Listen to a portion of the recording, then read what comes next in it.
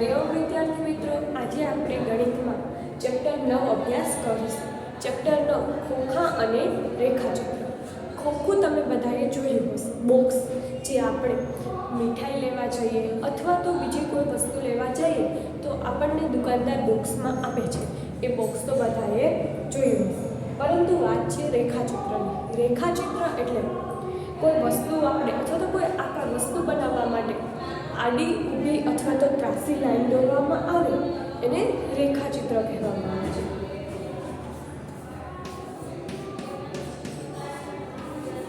વસ્તુ અથવા તો આકાર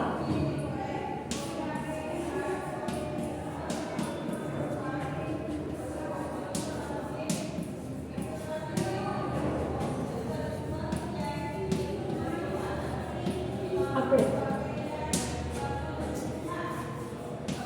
આડી, ઊભી કે ત્રાસી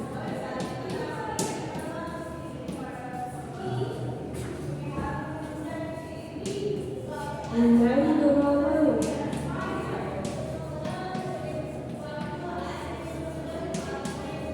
તેને રેખાચિત્ર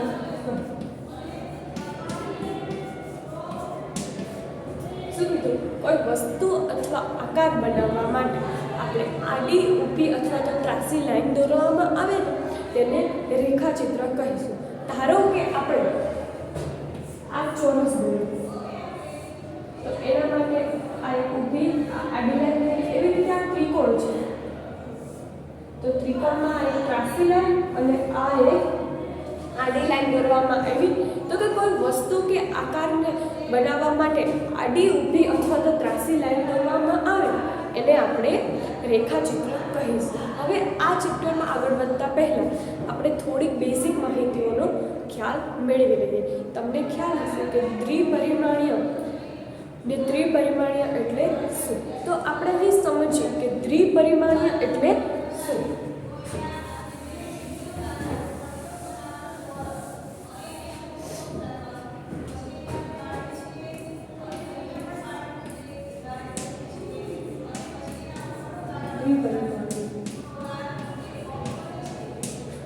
એટલે કે ત્રિપરિમાણીય એટલે કોઈ આકારને બે માપ વડે દર્શાવી શકાય એને ત્રિપરિમાણીય આકાર કહેવામાં આવે છે. એટલે કે બે માપ એટલે કે એક એની લંબાઈ અને એક એની પહોળાઈ. તો અહીં લખું છું કે કોઈ આકારને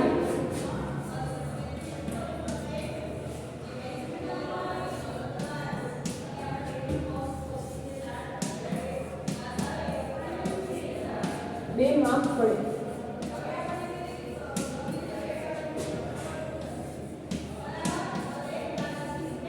દર્શાવી શકાય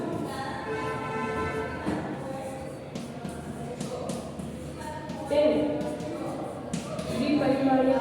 કોઈ પણ આકારને બે માપ એટલે એક એની લંબાઈ અને એક એની પહોળાઈ, તો એ બે માપ વડે દર્શાવી શકાય એને આપણે દ્વિપરિમાણીય આકાર કહીએ છીએ.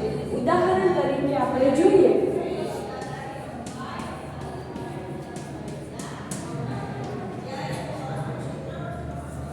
ચોરસ અને લંબચોરસ. અહીં હું તમને દોરી દઉં છું ચોરસ ને આ છે લંબચોરસ. અહીં આ બે આકાર બન્યા એને કોઈ બે માપ વડે દર્શાવવાના છે. ચોરસ છે તો ચોરસની બધી બાજુઓ સમાન હોય છે. તમને ખબર હોય છે કે અહીંયા જેટલી લંબાઈ હોય છે એટલી જ અહીં હોય છે અને આ પણ લંબાઈ અને લંબાઈ. પરંતુ લંબચોરસમાં આ એની લંબાઈ અને આને આપણે એની પહોળાઈ કહી શકીએ.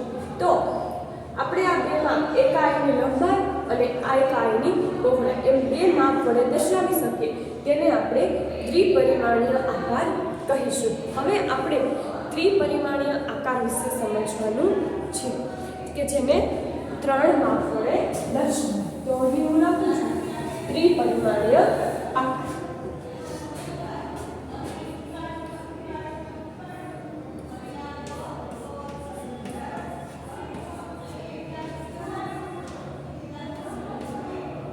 ત્રિપરિમાણીય એટલે કે કોઈ પણ આકારને આપણે લંબાઈ, પહોળાઈ અથવા તો ઊંચાઈ, લંબાઈ, પહોળાઈ અને ઊંચાઈ વડે દર્શાવી શકીએ તેને ત્રિપરિમાણીય આકાર કહે છે.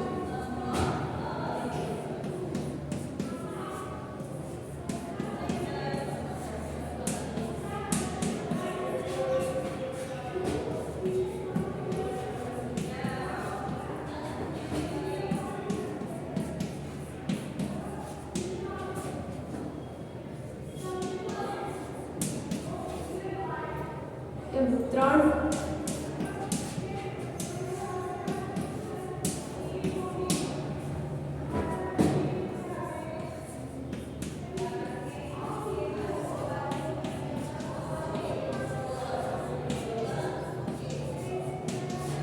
શું કીધું? કોઈ પણ આકારને આપણે લંબાઈ, પહોળાઈ અને ઊંચાઈ અથવા તો ઊંડાઈ એમ ત્રણેય માપ વડે દર્શાવી શકીએ એને ત્રિપરિમાણીય આકાર કહે છે.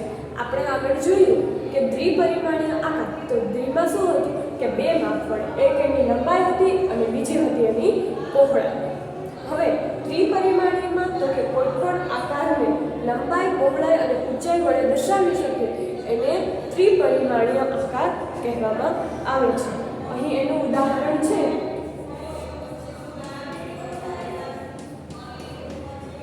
સમઘન અને બંધ ખોખું. સમઘન અને બંધ ખોખું. તમે લોકોએ ખોખું તો જોયું હશે, જે ખોખું આવેલું હોય છે એ તો તમે બધાએ જોયું હશે, પરંતુ સમઘન હું અહીં દોરું છું.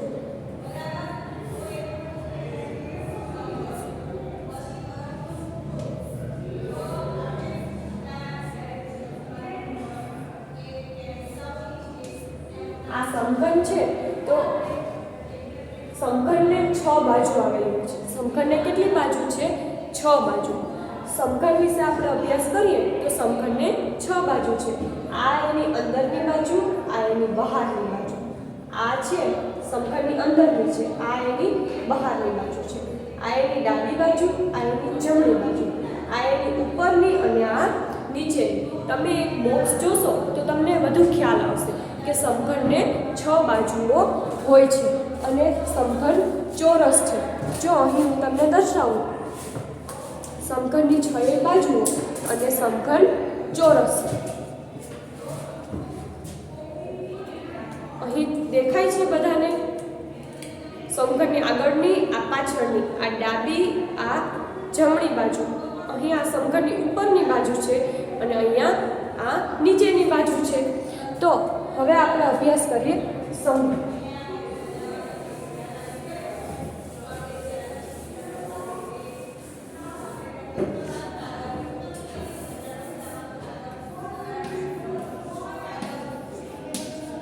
તમે બધાએ એક પરિમાણીય, દ્વિપરિમાણીય અને ત્રિપરિમાણીય અને ત્રિપરિમાણીય વિશે માહિતી મેળવી. તો હવે આપણે ત્રિપરિમાણીયનું જે ઉદાહરણ સમઘન વિશે આગળ જોઈએ કે જે વસ્તુની બધી બાજુની લંબાઈ સરખી હોય ને એને સમઘન કહેવામાં આવે છે. જે વસ્તુની બધી બાજુની લંબાઈ સરખી હોય તેને સમઘન કહેવામાં આવે છે.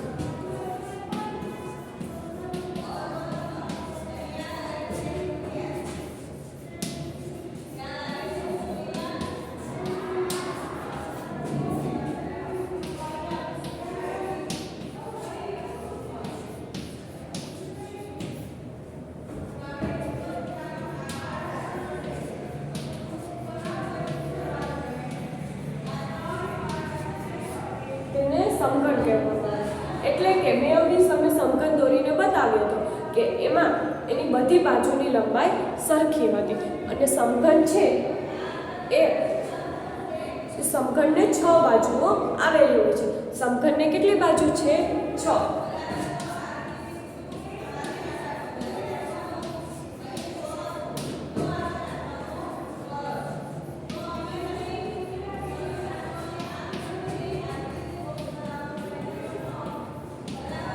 સમઘનને 6 બાજુઓ હોય છે.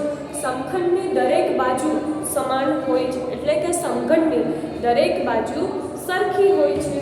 જો અહીં હું તમને પાછો દોરું છું સમઘન.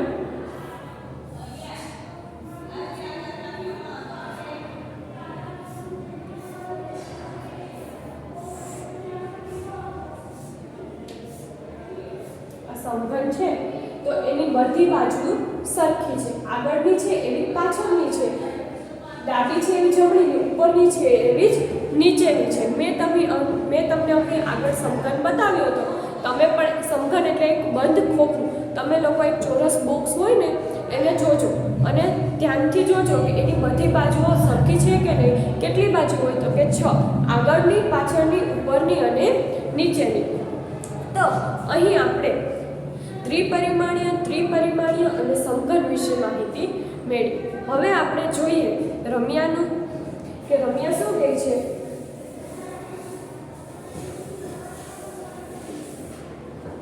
પાઠ્યપુસ્તકમાં દર્શાવ્યું એ પ્રમાણે રમ્યા મીઠાઈ ખરીદવા ગઈ. દુકાનદારે મીઠાઈઓ મૂકવા માટે એક કાગળના ટુકડામાંથી સુંદર એવું ગુલાબી ખોખું બનાવ્યું. અહીં આપણે પાઠ્યપુસ્તકમાં દર્શાવે કે આ એક કાગળમાંથી ગુલાબી કલરનું મૂઠું બનાવે છે.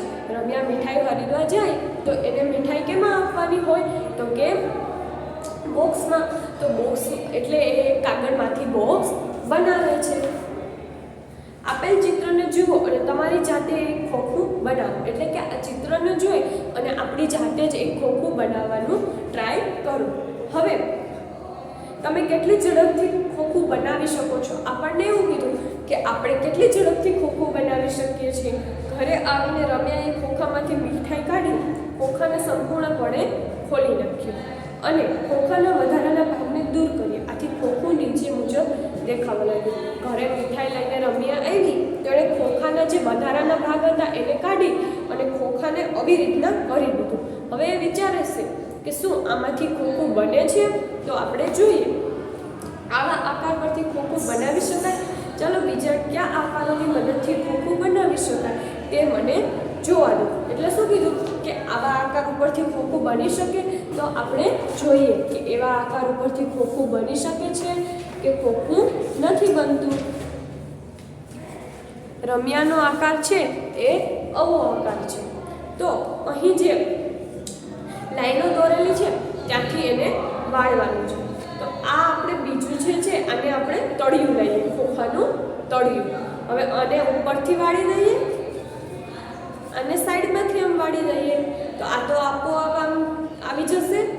અને આ બીજા જે સાઈડના બે ભાગ છે એને પણ આ રીતે વાળી દઈએ તો આ બની ગયું એક બોક્સ. પરંતુ આ લંબઘન બોક્સ છે. એટલે કે આ ચોરસ બોક્સ નથી, આ છે લંબઘન બોક્સ. કે આ એક દેખાય બધાને, આ એક બોક્સ બની ગયું. તો શું કે હા અમારે આ આકાર ઉપરથી અમે બે ખોખા આ આકાર પરથી આપણે ખોખું બનાવી શકીએ. તેણે બીજા 4 આકારો બનાવ્યા. તે દરેકને ત્રુટક રેખાઓ પરથી વાળી શકાય. આમાંથી કઈ આકૃતિની મદદથી ખોખું બનાવી શકાય તે તમે શોધી કાઢો. એણે આવા આકાર બનાવ્યા છે. આમાંથી એણે એવું કીધું છે કે ખોખું બનાવી શકાય. ખોખું છે એ બનાવવા માટે પહેલાં તો 6 બાજુઓની જરૂર પડે છે. ખોખું સમઘન હોય કે લંબઘન હોય, પરંતુ ખોખું બનાવવા 6 બાજુઓની જરૂર પડે છે. તો એણે આવા આકાર આપ્યા છે. આમાંથી ખોખું બનાવી શકાય કે નહીં હવે આપણે જોઈએ. જો પહેલામાં છે 1 2 3 4 5 6, પહેલી આકૃતિ જે દેખાય છે એમાં 6 બાજુઓ છે. તો કે હા બનાવી શકાય. હવે અહીં તો આકાર જ નથી ચોરસ કે લંબચોરસ, તો આમાંથી તો ખોખું બનશે નહીં. હવે આ આકાર છે તો આ આકારમાંથી બનાવી શકાય તો કે 1 2 3 4 5 ને 6. તો કે હા આ આકાર પરથી આપણે ખોખું બનાવી શકીએ. જોઈએ આકડી. હવે ડી આકાર છે એમાંથી ખોખું બનાવે 1 2 3 4 ને 5. 5 ખાના છે એટલે કે 5 બાજુ છે તો 5 બાજુએ ખોખું બને નહીં. તો હવે આપણે જોવાનું છે એ અને સી એ બે આકાર જોઈએ કે એમાંથી ખોખું બને કે નહીં. એ આકાર આવો કંઈક છે, બરાબર. તો આવા આકારને આપણે વાળવાનો છે. અહીંયા જે લાઈન દેખાય છે ને ત્યાંથી વાળવાનું છે. તો આને અહીંયાથી આમ વાળ્યો અને આપણે તળિયું લીધું અને અહીંયાથી આમ વાળ્યું, બરાબર. તો આ એક બોક્સ છે, તમને દેખાતું હશે. કે આ લંબઘન બોક્સ છે એ તૈયાર થઈ ગયું છે. બની ગયું છે બોક્સ? તો કે હા, બોક્સ બને છે આ આકાર પરથી. હવે બીજો આકાર આપણે સી જોવાનો હતો. સી આકાર આવો છે. આમાંથી ખોખું બને છે કે નહીં? તો બીજો જે ભાગ છે એને આપણે સપાટીનું તળિયું લઈએ. અહીંયાથી આપણે વાળશું એટલે આ ભાગ ઉપર આવી જશે અને આ અહીંયા સામે આવી જશે. તો દેખાય છે ખોખું બની ગયું છે કે હા, આ બે આકાર એ અને આકાર સી પરથી આપણે ખોખું બનાવી શકીએ છીએ. હવે આપણે આગળ જોઈએ. આકારોને વાળીને સમઘન બનાવો. હવે આકારને વાળીને શું બનાવવાનું છે? સમઘન બનાવવાનું છે. બુદ્ધા એક ચોરસ કાગળનો ઉપયોગ કરી સમઘન બનાવવા ઈચ્છે છે. બુદ્ધા છે એ ચોરસ કાગળનો ઉપયોગ કરી અને સમઘન બનાવવા ઈચ્છે છે. તે જાણે છે કે સમઘનની દરેક બાજુ ચોરસ છે. તે એટલું તો જાણે છે કે સમઘનની બધી બાજુ ચોરસ હોય છે. હવે આપણને એવો પ્રશ્ન પૂછવામાં આવ્યો કે સમઘનને કેટલી બાજુ હોય? પહેલાં તો આપણે આકૃતિ ઉપરથી સમઘન બનાવતા શીખીએ કે આ આકૃતિ પરથી સમઘન બને છે. ચોરસ છે એ તો ખબર છે, પરંતુ આ આકૃતિ છે એમાંથી બને છે તો આપણે જોઈએ. આવી આકૃતિ આપી છે તો આમાંથી બને છે તો કે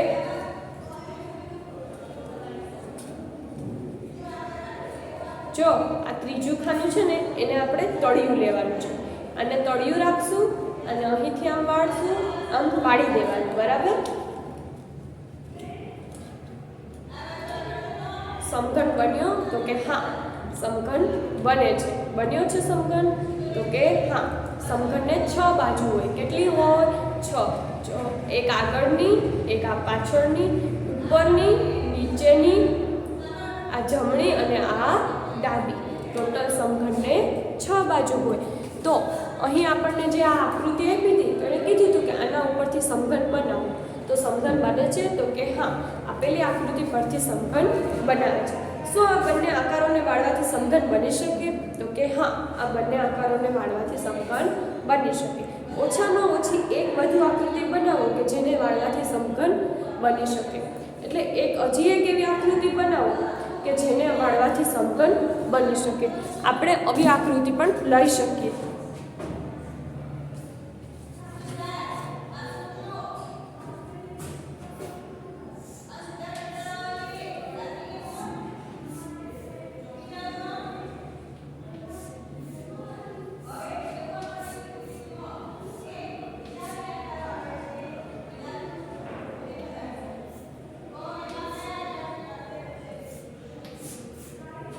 શું આને વાળવાથી સમઘન બની શકે? આ જે આકાર છે એને વાળવાથી સમઘન બની શકે? તો કે હા, બની શકે? ના, ના બની શકે. આ આકાર વાળવાથી સમઘન ના બની શકે. તો આપણે તો એક એવી આકૃતિ દોરવાની કીધી છે કે જેને વાળવાથી સમઘન બની શકતો હોય. તો અહીં હું એક આકૃતિ દોરું છું.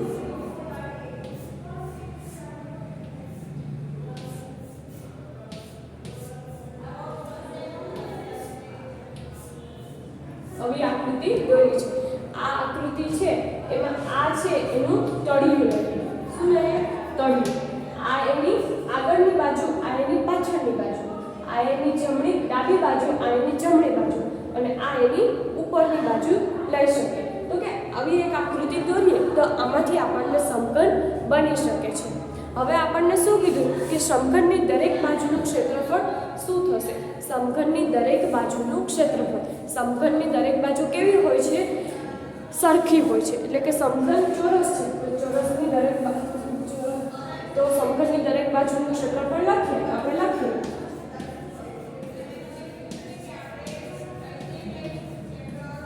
સમઘનનું ક્ષેત્રફળ.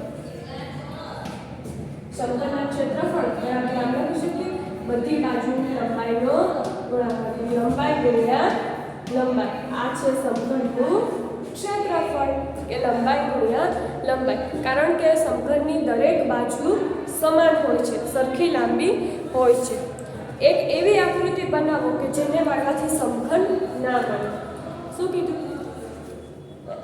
એક એવી આકૃતિ બનાવવાની છે કે જેને વાળવાથી સમઘન ના બને. તો હવે આપણે એવી આકૃતિ લઈએ તો આપણે એક આકૃતિ દોરીએ કે જેને વાળવાથી સમઘન બને નહીં. તો આપણે એક આકૃતિ બનાવીએ.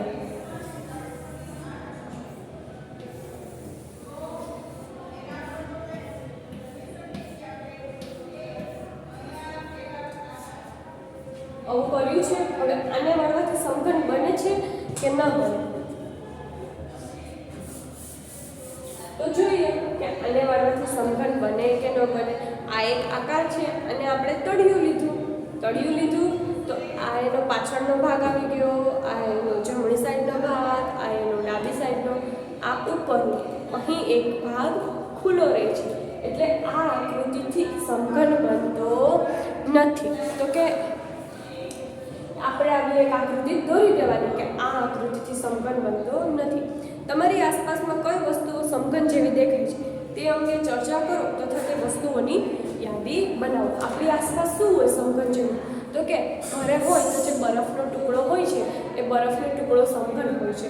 અહીં આપણે ક્લાસમાં જોઈએ તો ચોકનું બોક્સ જે છે એ પણ સમઘન છે.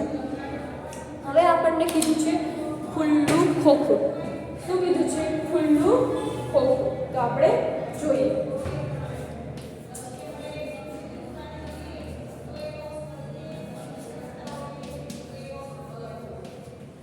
ખુલ્લું ખોખું બનાવવું હોય તો આપણે ટોટલ 5 બાજુઓની જરૂર પડે. સમઘન છે તો સમઘનની 6 બાજુ છે. કેમ કે સમઘનમાં આપણે બંધ ખોખું હોય તો બંધ ખોખુંમાં આપણે 6 બાજુની જરૂર પડે. સમઘનનું ઉદાહરણ છે બંધ ખોખું. તો બંધ ખોખામાં આપણે 6 બાજુની જરૂર પડે, ઉપર નીચે ડાબી જમણી આગળ પાછળ. તો ખુલ્લા ખોખામાં તો એક બાજુ ના હોય એટલે કે ખુલ્લું ખોખું બનાવવા માટે કેટલી 5 બાજુઓની જરૂર પડે. અહીં જો હું તમને ખુલ્લું ખોખું બનાવીને બતાવું તો ત્યાંથી તો અહીંયાથી ખુલ્લું છે એટલે આ એક બાજુ એની, આ બીજી, આ ત્રીજી, આ ચોથી અને ઉપરની છે 5મી, છઠ્ઠી બાજુ નથી. એટલે કે ખુલ્લું ખોખું બનાવવા માટે આપણે 6 બાજુઓની જરૂર પડતી નથી. 5 બાજુઓથી આપણે ખુલ્લું ખોખું બનાવી શકીએ છીએ. હવે આપણને એવું કીધું છે કે આ આકાર પરથી ખુલ્લું ખોખું બની શકે છે કે નહીં. હું આ બંને આકારોની મદદથી ખુલ્લું ખોખું બનાવી શકું છું. તો બનાવી શકે કે નહીં એ આપણે જોવાનું છે. આકાર આપણને આવો આપ્યો છે.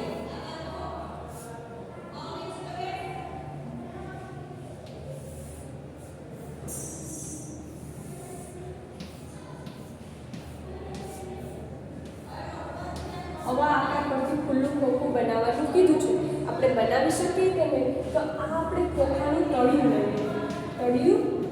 હવે આ ખોખાનો આગળનો ભાગ, આ પાછળનો, આ ડાબી સાઈડનો અને આ જમણી સાઈડનો, એવા 4 ભાગથી આ ખોખાનો ઉપરનો ભાગ તો નથી. તો કે આ આકારથી આપણે ખુલ્લું ખોખું બનાવી શકીએ. હવે એવી જ રીતે આપણને એક આવો આકાર આપ્યો છે.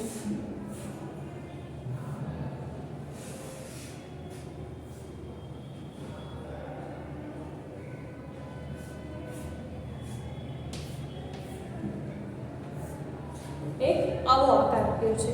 આ આકારની મદદથી આપણે ખુલ્લું ખોખું બનાવી શકીએ. તો કે હા, આ જે આકાર છે એલ શેપ, તો એને આપણે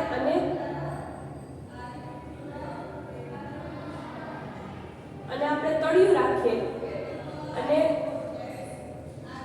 એનો જો ડાબો ભાગ રાખીએ, આ ઉપરનો, આ જમણી સાઈડનો, અને આપણે વાળી દઈશું એટલે એક સાઈડનો ભાગ બનશે, એક સાઈડનું ઢકાશે નહીં. એટલે આ આકારની મદદથી પણ આપણે ખુલ્લું ખોખું બનાવી શકીએ છીએ. હવે આપણને કીધું છે ખોખા અને ખોખા, એટલે કે ખોખું કેમાંથી બને, કઈ રીતે બને, તો એ વિશે આપણે નેક્સ્ટ પીરિયડમાં અભ્યાસ કરીશું.